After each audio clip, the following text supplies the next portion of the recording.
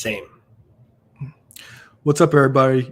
You are listening to the Matt Madness Wrestling Podcast live on YouTube. I'm your host for tonight, Ayla Aaron Lloyd. I'm joined with my guy, X2 Fly, Eric Trimbicki. How you doing, babe? I'm just along for the ride, feeling lost. That's nothing new. So as always, subscribe on all podcast platforms, iTunes, Google Play, Podbean, and Stitcher, and subscribe to this YouTube channel. Thumbs up, turn on your post notifications, and subscribe and leave a comment. And I was told we haven't done a show in a month, and when I looked back at the calendar, I was like, it's pretty close to a month. 3 weeks, probably. Yeah, 3.5, 3 weeks. We'll call it that. So I was on vacation. Then I saw you on vacation, so I wasn't going to bother you on vacation. So I had a fun vacation. I got some housework done. I became a retired electrician, and I went to the beach with Leah. Me and Angel did some stuff. Had a good birthday weekend. Got hit on by a dyke. Wait. Who got hit on by a dyke? You or Angel? Me. It was all fun and love with the show. So basically, we saw. I'm not sure if you're into stand up. Well, you are. I guess you are into stand up comedy. I am stand up comedy. Your life is stand up comedy sometimes. So we saw Shantae Wayans at Punchline. Nice. And the stories don't come full circle. So if children, just fast forward like a couple minutes. So immediately she is roasting everybody immediately when she pops out. So she starts flaming everybody. There's one dude, like those onesie sets the guys wear with the button up and short. If anybody listening wears that, turn my show off. Please, God, don't. So she roasted this one dude. He had a zebra print one on, and she was like, "What the fuck are you wearing?" Or whatever. And she was just roasting him. Like the lady in the front row, she was with her husband, and like she was like, "Ma'am, I think you're very pretty, but your missing tooth was bothering me." She was on one. So to kind of sum my story up, she started a joke saying that her and her wife are trying to have a baby, and they went to the sperm bank, and there's no black sperm left. It's impossible, and nobody want no white man sperm. Even white people want white women want black man sperm. So keep that in mind. So me and Angel are sitting like in the second row. Well, it's second row, but the way Punchline's set up, we're on the corner, so like we're still basically first row. Because like Easy basically, access. yeah. So I'm like in sight. So we're just chilling. I'm like, she keeps like walking over there, messing with the person in front of us. I'm like, she's gonna say something to me eventually. So I'm just sitting there in my chair, kicked back. She's just fucking with everybody, and I'm just sitting there with my arms crossed like this, laughing, having a good time. And she goes, "Unfold your arms." So I unfold my arms, and she's like, "Wait a minute, stand up, come closer to the light." "Baby daddy, is that you?" That's what she says to me. And then, as you see on Instagram, she pulled me on stage. I'm not sure if you saw that. I saw it. I had no idea what was going on. Yeah. So she pulled me on stage, and two other guys on stage, including the guy who had the matching set on. Pulled them on stage. She asked them what they do, and they told me what they did with this pretty vague answer. Like one guy was a supervisor, one guy worked for loss prevention, and she asked what I did. I was like, "I'm a mailman." And she was like, "Oh my God, you see the confidence he said that with? I know he got good dick." And the angels of the audience like, yeah. So after that, she was like, "Look." That's a good impersonation of her. So she's like, "Look, I ain't been with a man in 25 years or whatever. Show me what I've been missing." So she tells the DJ to play "Birthday Sex" by Jeremiah. And like she starts twerking next to me. Mind you, the image I have of this, the image is she's dressed like a full dude, like she's long locks, just a black t-shirt on, Jordan 13s, baggy cargo pants. I'm like, nah, I'm losing it on stage. Is there a Corey with a wig? I am losing it on stage laughing. And she's like, "All right, she's like, cut. Y'all got to show me what I've been missing." So she plays it again, like I bop with her for a little bit. And she was like, She's like, you see, that's a real man. That's a gentleman. Thank you, Cutie. And then she told the other two guys to get the fuck off her stage, which was fun. So that was my vacation. I had a lot of fun.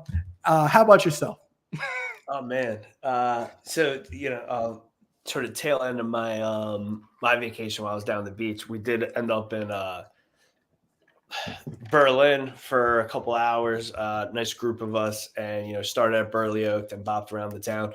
My brother and I ended up in this men's clothing store, and he did see one of those. It had some wild, stupid, large print on it, 2-piece set. And he's like, "No, this is you. This is something you'd wear." I was like, "That print? Not that print." I was like, "Even if you're mine, even if you're rich as mine, I ain't wearing that."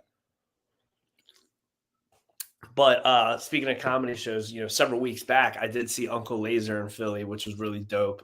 Been following him on Instagram for a little over a year. I mean, Pillman, that's what I call him.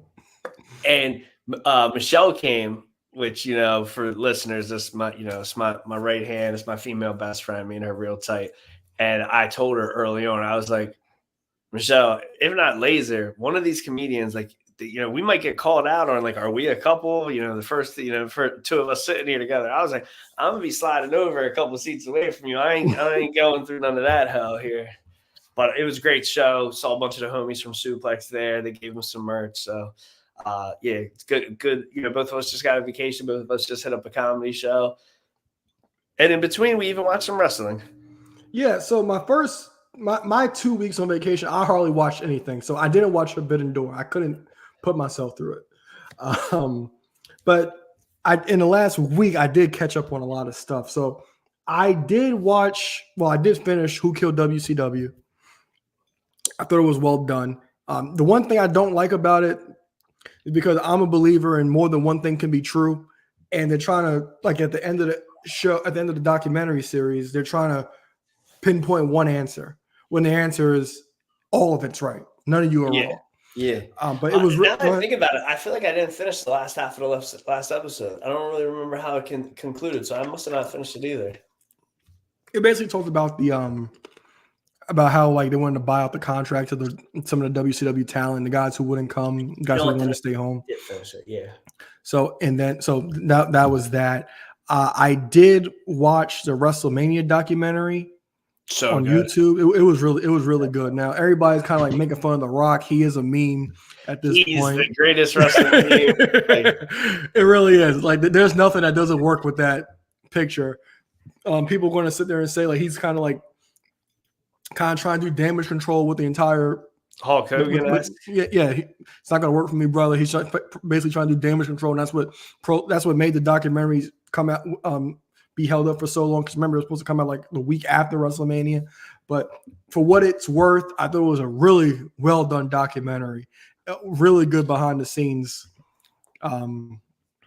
documentary. And one of my favorite things is, like, when Cody's, like, the press on his tour bus, like, there's this big old thing of Jack next to him, which I really do like. Okay. I'm pretty sure. Was it Jack? Are you sure? It was something brown. Yeah, I thought it was the vodka he's sponsored for. Okay, because it's hard to believe. Like, it's like, because, like, that was one thing that had us, like, in the palm of their hand.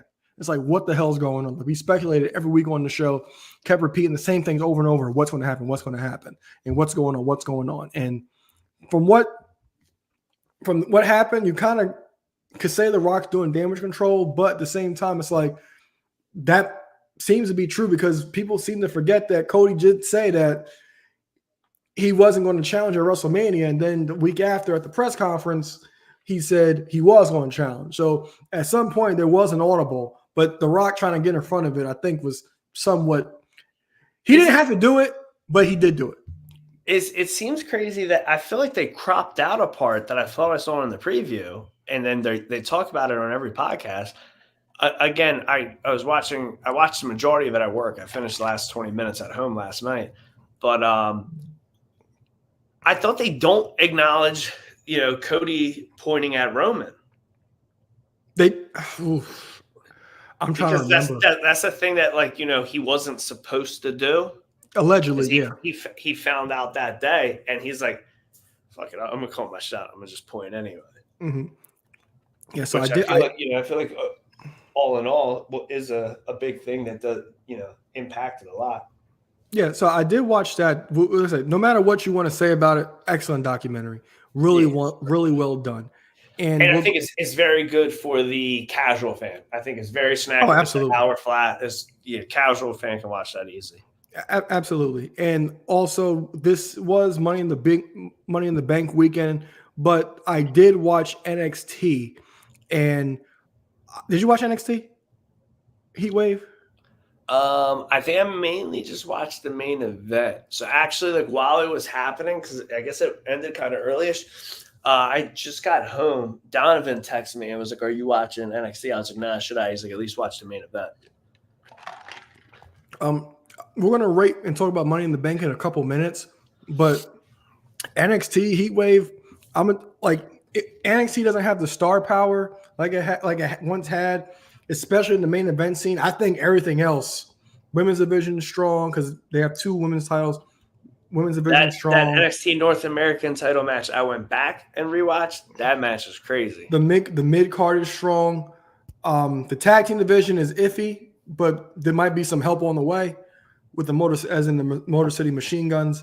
The main event scene is really lacking. There's not much star power there, but I'm gonna tell you right now, there's no big names, but Heatwave was a showstopper. Showstopper. It was excellent. It really was. Every match delivered. It had me on the edge of my seat. People you never thought you would care about or cared that much about stood out. Tag team match for the tag titles, awesome. I don't know how you feel about Chase U. I always thought Chase U was a great comedy act and something fun in NXT, especially when they first came over in NXT 2.0. They had a great match, told a great story. You talked about the North American title match, really well done. Main event, I don't like Shawn Spears. I'm not gonna say I don't like all ego Ethan Page because we don't know much about him because in AEW he didn't really get an opportunity to really shine. So I'm not going to say I don't like him. So the book's still open for him with me. Like Trick, Javon Evans is going to be a star. Maybe I'm a fool, but like I liked his character when he was with Scorpio Sky. But like I guess this is just like me and him, and I don't know. It don't move the needle for me. Yeah, there's a lot of quote unquote popular people right now across every brand that are it don't move the needle for me, and some of them I'm sure we'll address from this episode. Yeah, I'm gonna give him a chance, but I thought the match was awesome despite who was in it. Javon Evans, he's gonna be a star. He really is. He showed out in that match. The match I was really impressed by, and they told a great story in the internet. Well, especially Uncle Dave, he was talking about this was nothing but a gymnastics match. But Kalani Jordan and Sol Ruka, I thought that was an excellent match. I meant the NXT Women's North America. Okay. That's the one I didn't like Wesley. I just wanted to see who won. I mean that F10, that crazy F5, F25 they called it. Yeah, awesome. Where Wesley died. That was insane. Yeah, that match is really good too to open the show. But the match, it was my favorite match. Not the best. My favorite was Kalani and Sol Ruka because. So what match was better? What match was better than that? I think the tag title match was better. I think the main event was better. But my personal favorite, because going into the show, I was looking at the card. I'm like, you know what? Kalani Jordan is the first ever Women's North American champion. Sol Ruka, I know she's really good because I remember before she got hurt, she was going viral for her finish, her soul snatcher. And I was like, when I saw they were facing each other, I'm like, okay, this is going to be possibly really good and potentially steal the show because Kalani Jordan, like they kept talking about it in the match. She's new to this. She's only been in this business for like a year. Sol Ruka maybe a little more. And they're both they put over both their gymnastic background in the video package into the match, and immediately. And what about the Osprey Ricochet spot? Yeah, that's what I'm saying. It's like they immediately showed off their gymnastics background, and people want to complain. Like Uncle Dave is going to sit there and say, "Oh, well, they stole this spot from that, and it's all this flippity flip flop stuff." That's so dope. It is. It's like, okay. So I'd argue they almost did it better. Like those guys have been doing it for a minute. They did that whole sequence, and it's like people always were like, like when Punk was in AEW, he was always doing like Brett spots. Dax does like Brett spots, like redo like a 1, 2, 3 Brett match, like a match that like, it does have some, indie buzz and has had indie buzz for the past 6, 7 years. They copied, spot for spot with them being rookies. I don't know what about the main event to you was better. The finish was hokey. I think that Ethan Page is the quickest person in the NXT brand to go win the NXT title, maybe outside of like Owens. But I mean, I know like there was like the meme going around that like Triple H is sad that like somebody wins the title without like a year build or something. Yeah, I don't know. To me, the main event, like it was cool. Like I guess I don't know, the wonky finish. I'm always here for a title change, but I just didn't see how that match was better to me. What, the main event? Yeah. I thought the main event was really good. Like I said, like I had very low expectation. It completely completely overexceeded my expectations. But the Kalani, Sol Ruka, love the match. As I said, these women are new. They've been Kalani a little over a year, Sol Ruka probably a little more than Kalani Jordan, but this is still developmental, and for them to be as far ahead as they are now, like the promo skills, they will get better. They might not ever get great, but they will get better. But those two are stars. And Kalani Jordan, I can't wait to see what we actually do. I hope she gets new music because the music in WWE is all fucking terrible at this point. But I'm a big fan of Kalani Jordan and Sol Ruka. Did you watch anything while we were away? Everything we really just discussed. I feel like I watched Money in the Bank. I did watch Forbidden Door. I don't really got nothing to brag about on Forbidden Door, one way nor the other. Other big thing just being I feel like there may be something else, but obviously the Mania, the behind the scenes of the Mania that we just discussed, which that was awesome. That rocked. But nothing else. Busy with everything else, so nothing else new. Okay, so I guess we'll get to Money in the Bank. I'll let you go first since I talked for the pretty much 10 minutes of the show already. So what are your thoughts on Money in the Bank? Money in the Bank was a solid show. I don't have necessarily any big complaints, but again, not a huge lengthy card. Nothing too surprised about. So, I give it a slobber knocker. I don't really have necessarily a huge complaint with anything. But overall, I did enjoy the show. Match of the night. What didn't you like? Match of the night, you know what? And maybe as we review it, I'll change my mind. I'm probably going to give it to the women's Money in the Bank ladder match, just because the Chelsea Green going through the table spot was awesome. It was one of those good events where like I was partying so much the night before that I didn't get to see any spoilers, and then the following morning when I'm watching it, I had saw something and I thought Chelsea won. So when she went off the ladder, I was like, wait, I thought she's winning. So that was actually awesome. So I was swerved by that. Tiffany Stratton is one ladder match away from being the greatest women's ladder match contender, because her standout to me will forever be when the ladder match in NXT for the women's title, which I believe was the one Indy Hartwell won. She showed her ass in that, no pun intended. She was so good, so new, so green, and she was just, her performance in there, I was like, this doesn't make any sense. It's a hardcore match. She's a rookie, she's green, and she's balling. So happy to see her win. Happy to, she is a heel, does play a heel. Heels are always what's best with the briefcase. So I think we're gonna, have some fun with her with it. I feel like 9 out of 10 women, when they win the briefcase, they, bust quick and cash it right away. I think she's going to be one of the few to hold it for a good while and have some fun, which, knock on folks wood. I hope that is the case. Aside from that, it was cool to see Jacob Fatu's like debut in the ring, or in the main roster. Solo now being the fourth person to pin Cody. Men's ladder match I thought was a lot of fun as well. But I mean, it's also, again, it's one of those things. Yeah, Drew's now going to be in that list of men who couldn't successfully cash in.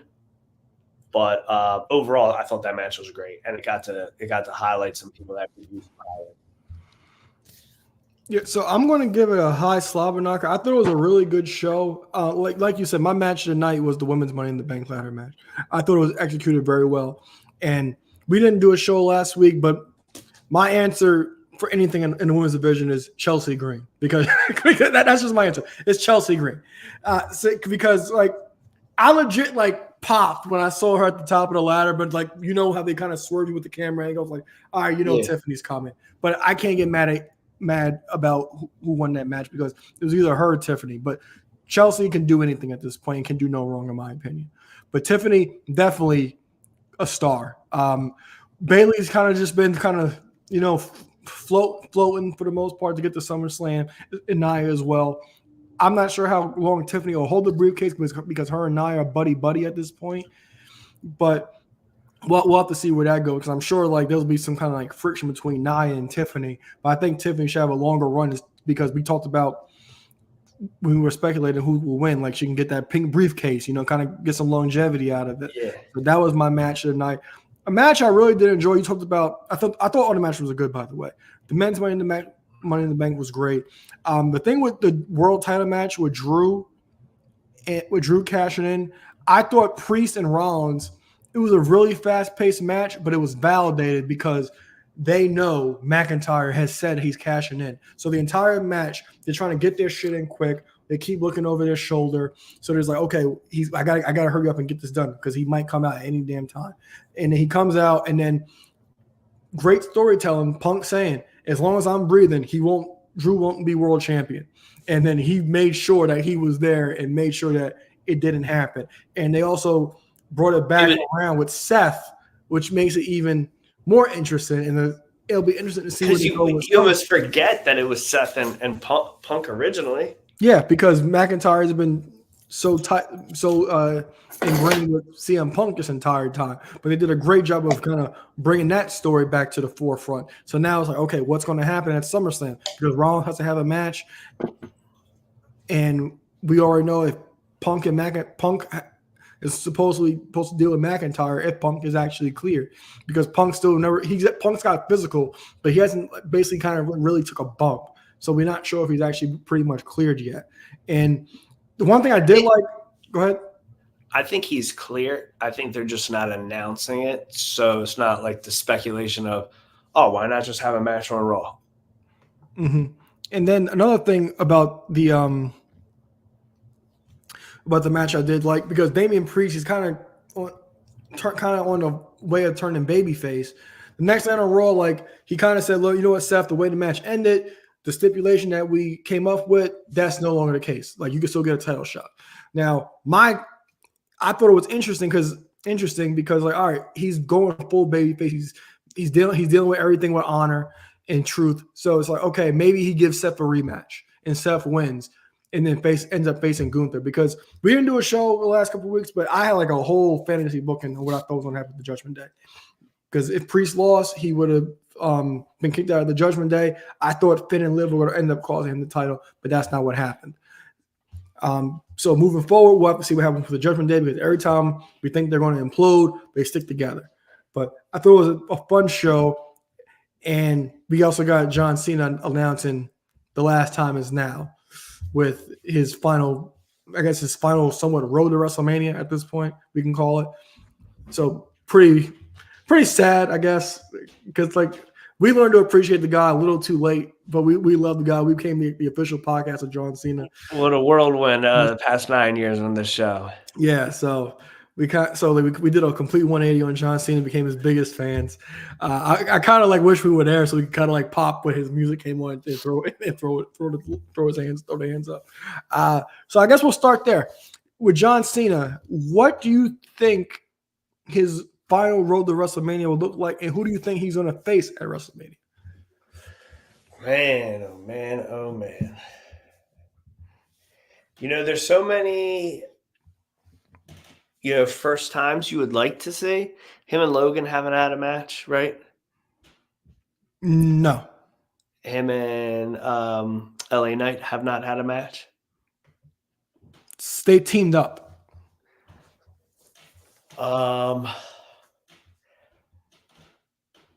And you could easily go for like, okay, yeah, who are the like other young guys from NXT? Like, him versus Braun Breaker, him versus Ilya, him versus Gunther. I hate to say it, but like there's and we're gonna laugh at I'll start off the top, but there's a lot of rematches I'd love to see. Would I like to see him versus Randy for the 200th time? All right, we're gonna get that for sure. Yeah. Him versus Punk again? Mm-hmm. Give me it. Him versus Brock again. Him versus Rock. Him versus The Miz one last time. I don't know. I love the idea, where it seems the fantasy book everyone loves is Orton beating Cody at Rumble, Cena winning the Rumble, and then challenging Orton for the title. And then, or I saw this one fantasy way. Okay, how about he wins the title at Mania? He's not done. He goes on and then like defends it till SummerSlam, drops it, and then I forget who I heard him drop it to. Maybe drop it back to Cody, and then Roman retires him at Survivor Series. Him versus Roman again. That'd be cool. But if Roman's gonna be coming back a babyface, that doesn't seem to be a likely one. I really, I don't know. It's like that. It's like kind of like the thing with Angle. Like it would have made sense for it to be Cena retiring him, but you put that Vince is gone, so we're not gonna. It doesn't have to be a young guy. I feel like him versus Orton kind of make the most sense in a weird way. It's good. Flair was retired, air quotes, by Shawn, and it wasn't a young pup, but it made sense. Kind of those two. Shawn looked up to Flair. Somebody had history. I don't know. It's going to be exciting though. Yeah, I kind of think his final match will be with Randy Orton because I think that's pretty much his long-term rival, his greatest rival. But although it was in a down period within the company, a dark horse I have for his final match will be Cody because we still got some bloodline stuff we haven't discussed yet. Because we have to remember, The Rock did beat Cody at WrestleMania Night 1, and I think it's safe to assume that The Rock's going to get a title shot. And if you want to get The Rock Roman, you can get there by Rock challenging and beating Cody at the Rumble, and you get Rock and Roman at WrestleMania. So, and we talked about this too. It's like, what would Cody do if that actually did happen? This opened something up for Cody to do what happened. But with Triple H in charge, I think this is going to be a really good, like, nostalgic run. He's going to do a lot of stuff that Cena did in the past. Like, don't be shocked if we see Cena come out to Thugonomics, like some throwbacks. I think he'll have a U.S. title match with Logan Paul. Or whoever the champion is. I think Logan Paul will end up dropping the title to LA Knight at SummerSlam if they do end up having a match. No doubt, I think we'll get him versus Punk again, but they're going to pretty much make this pretty much fun. He did say he'll be at Elimination Chamber, so you have to assume that he will be in the Elimination Chamber match for whatever stipulation that is going to consist of. But I think it's going to be a fun run, a fun nostalgic run with John Cena. So there's three, put the tag titles to the side for a second. There's three fun championships to acknowledge here. Let's put the undisputed Universal and the world title in the same picture. If Cena could win one or the other, he breaks the record and he's a 17-time champ. Before we get to that, you just mentioned, arguably, in WWE's department, John Cena is the greatest U.S. champion of all time. You could even argue, like, if you go include WCW and NWA, he's in the Mount Rushmore if he's not number one. So, yeah, should we see him, go again for the U.S. title, challenge for it? Or what if he's able to go against Sami Zayn or whoever is the IC champion, especially if we're going to end up seeing him more on Raw, and he becomes a Grand Slam champion? Do you see him winning one of these three titles, on his run out. And as the caveat to that, one of my favorite things, 4 or 5 months ago, he was interviewed by Chris Van Vliet, and he was asked, out of his 16 world title reigns, which was his favorite, and his answer was my next one. Mm-hmm. Yeah, because I definitely can't say him. I definitely can see him face Gunther, because Gunther is going to be the world heavyweight champion. That's pretty much clear at this point. Gunther is going to win the title at SummerSlam, so I can't see him challenging Gunther for the world title, and I'm looking forward to that if and when that does happen. I can't see him. You can or can't? I can. Okay. Cool. So that's pretty much, I think, a match that's going to be set in stone. You talk about the Intercontinental title. He's never won that title. I just want to say this: Braun Breaker and Sami Zayn, excellent match. Sami Zayn, the way that match, people are mad that Braun lost, but the way that match was booked was perfect. Braun dominated that entire match. They kept talking about how Sami was the savvy veteran. Braun, I guess the young upstart rookie, but even though he's a rookie, but he's not a rookie. But they told it perfectly. Braun made one mistake, and that cost him. He won't make the same mistake twice, and he'll end up winning. And great follow-up the next night. Yes, definitely. By the way, a phenomenal episode of Raw. Yes, no doubt. But Cena, like I said, I can't. This is going to be a fun, nostalgic run. And I think he'll win any of these titles. I don't know. It's a cheap cop-out, but I don't know. So I feel like, obviously, like everyone, like I don't care what he says in interviews. Angle came back to WWE thinking he was going to win another world title. Mm-hmm. The Hardys came back, and Jeff got multiple single title reigns. Matt got neither. Matt got no single title reigns. I'm sure he came back thinking, all right, when me and Jeff aren't doing stuff, maybe this would be my chance at a world championship, blah, blah, blah. I think a lot of people have those aspirations. I think the difference is, I don't care what John says, and I know this is in the Vince era. John wants a belt, and he's going to get a belt. So I think over the next couple months, if he wants to touch gold one last time, I think that shit's going to happen. I think if he's like, all right, can I get 17? They're like, nah, yes, all right. How about one more U.S. title reign? And I think if he gets a U.S. title reign, he ends up holding it the most times ever. Mm-hmm. And then, okay, hey, look, we talk about it every 2 months. Somebody is a new Grand Slam winner. You want to do that? So, yeah, I think that'll be exciting. Either way, it's going to be something cool to look forward to. All right, so I talked about Damian Priest and basically the never-ending story of the Judgment Day imploding. Mommy returned. Love the Judgment Day. Mommy returned to Anna Raw. Liv Morgan still applying pressure to Daddy Dom. Thoughts on this entire thing? And what do you think it's going to lead? It's the greatest thing on television. It is the greatest thing on television. There's nothing better on Netflix. There's nothing better on Hulu. There's nothing better on Max. The greatest thing is Dom's love saga. So he gets done work, and he has to go to his wife and say, oh, my God, my side chick was on my lap, and Mommy came home. How was your day today? My one nitpick with Dom, he always has his wedding ring on. It's just like, as you should know from when I go out, I never look for those. Yeah, so that's my one knock with Dom. It's like, come on, man, we got to take it off. Liv Morgan, I don't know what's better, her on TV or her on social media when it comes to Dom, because she's fantastic.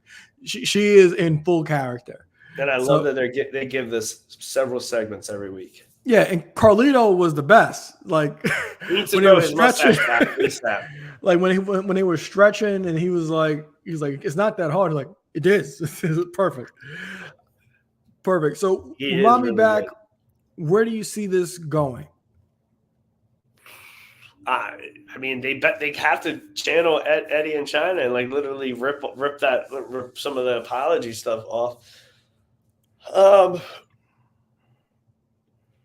I don't know. My gut, like, I want to see that, but my gut tells me the Judgment Day is going to get split. Rhea and Damian are going to be together as heels. Liv's going to end up with the tag champions, and I'm not sure where Dom's going to end up. So the thing with this is like they added so many layers to this. Like Pat McAfee was doing Oh, some and I didn't great. even mention Carlito. Who knows where the hell he goes? I guess he goes with the tag champs. So Pat McAfee was doing some great investigative journalism. He He's kept the calling best. out. He He's the kept best. calling Finn out, and it's hard not to call Finn out because every time he says, "I'm like, okay, no, he has a point." So going into Money in the Bank, I thought Finn was going to cost Damian. Finn and Liv were going to cost Damian the match because Liv kind of earned their trust by getting them that tag team title match, and they ended up winning. So I thought they might have earned her trust, but Damian wouldn't be with it, and they would cost him the title at Judgment Day at Money in the Bank because he put his leadership of the Judgment Day on the line. So I thought that was going to happen, but it didn't. Now Mommy's back. Now at this point, she's furious. She is pissed off. Dom was as innocent as he could be this entire time, but she's back, and now we're probably going to get him trying to like beg for her forgiveness until SummerSlam. Now SummerSlam is not far away because it's the first weekend in August, so it's not going to take that long to get there. So what I think is going to happen is I think we're going to get the Liv and Rhea for the title at SummerSlam, and I think Dom's going to be hanging in that match, and I think that's when Dom screws Rhea because he don't like the way he was talked to on Raw Monday night. He don't want to be calling a woman mommy.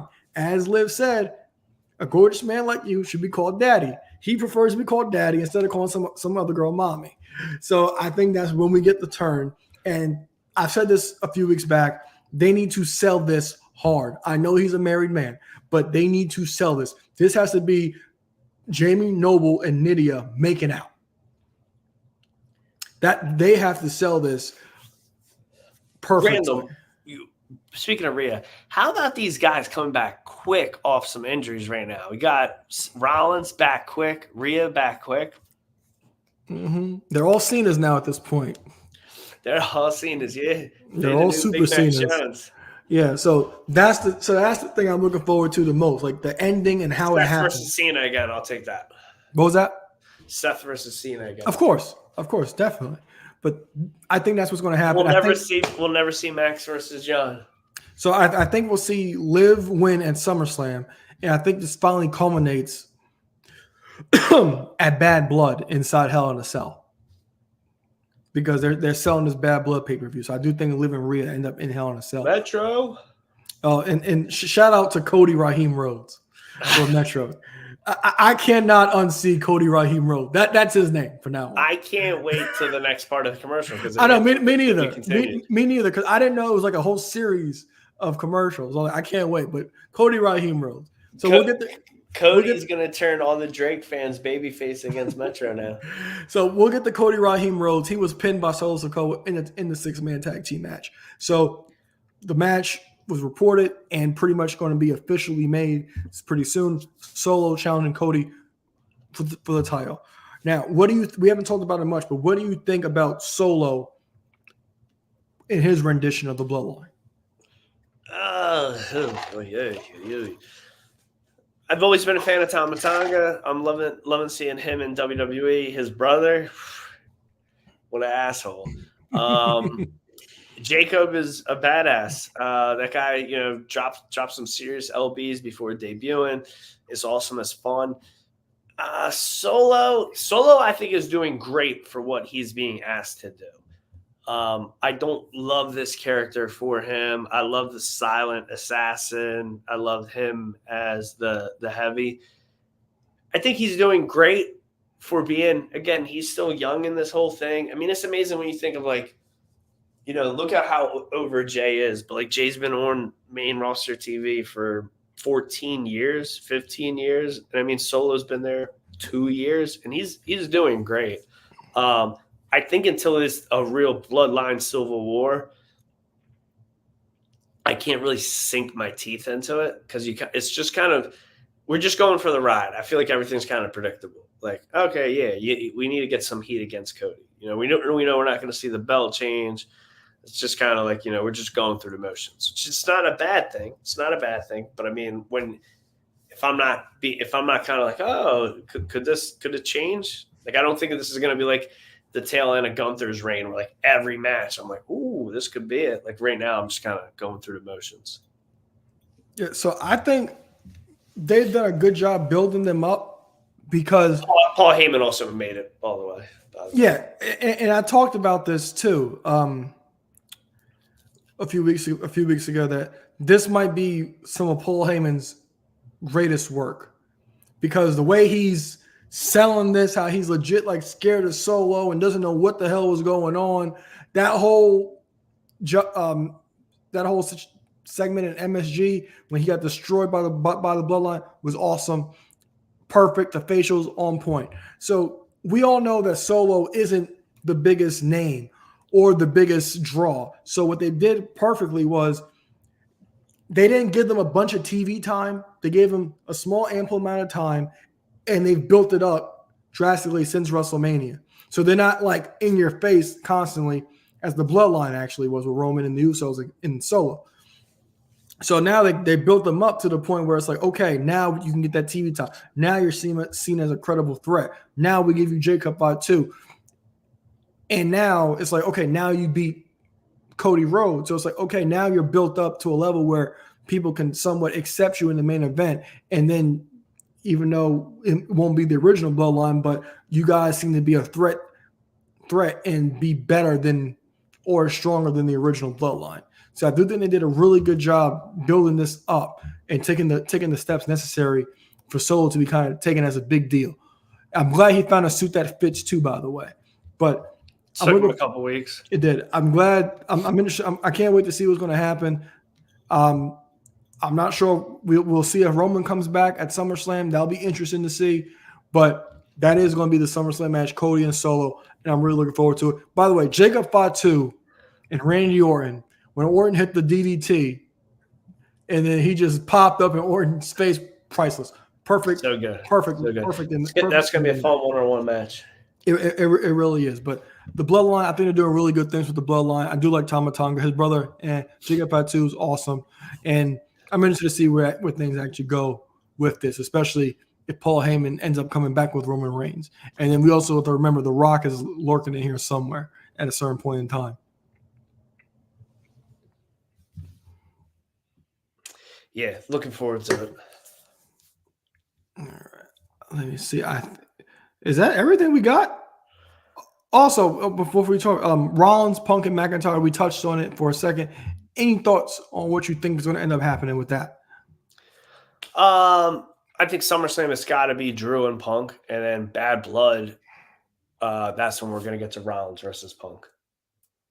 I could see it being complete flip-flop, but I mean, that's just my first instinct of a guess.